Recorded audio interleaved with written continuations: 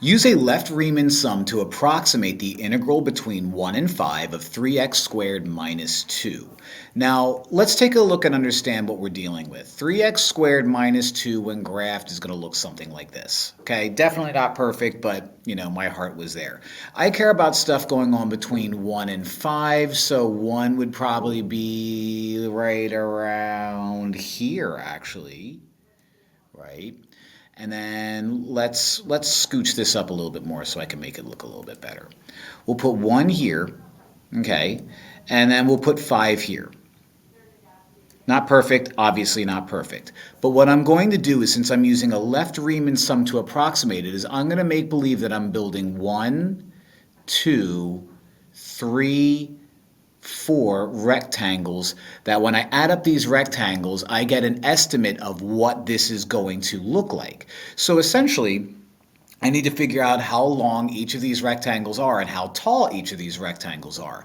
Well, in order to find out how long each of these rectangles are, I'm going to use the change of x formula, which is going to be b minus a. Now that's my upper limit, that's my lower limit. B minus a over some n being the number of 4 subdivisions I'm going to use. So b would be 5, a would be 1, n would be 4, 5 minus 1 is 4, 4 over 4 is 1. So each of these guys is going to be 1.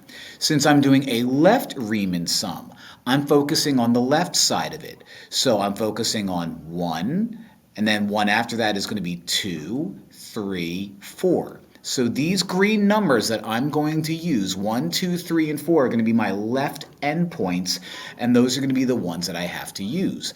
Now, I'm essentially finding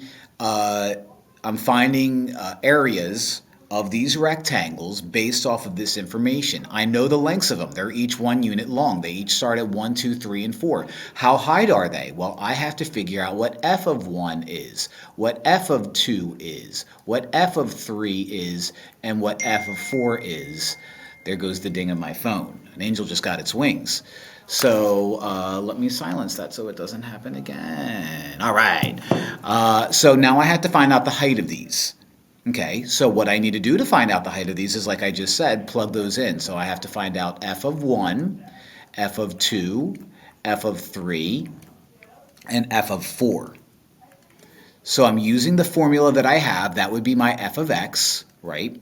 And so f of 1 is going to be 3 times 1 squared minus 2. 1 squared is 1. 3 times 1 is 3. 3 minus 2 is 1.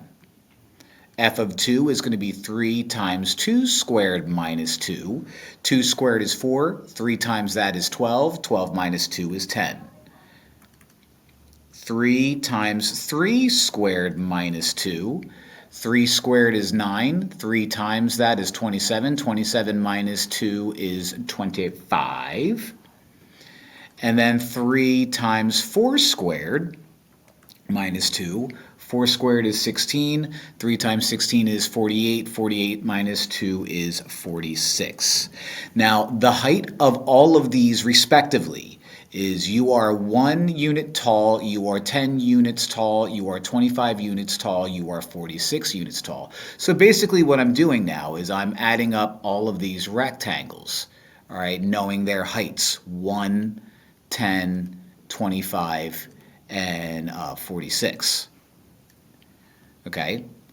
Now, how do I figure out the lengths? Well, I know the length because I found the change in x. They're each 1, 1, 1, and 1. So what I'm going to do is I'm going to use that number 1 and multiply that number 1 to all of these and add them up. So 1 times 1 plus 1 times 10 plus 1 times 25 plus 1 times 46, which is 1 plus 10 plus 25 plus 46. Okay, and that will all end up being 82. So what this does is this gives me an estimate of the area underneath the curve between 1 and 5. It's an underestimate though, because as you can see, there's some gaps underneath. And that sometimes is the issue with Riemann sums, where it's never going to be exact, it's going to be approximate. So the approximate area under the curve between 1 and 5 of 3x squared minus 2 is about 82, knowing very well it's actually going to be just a little bit more than that. Riemann sums.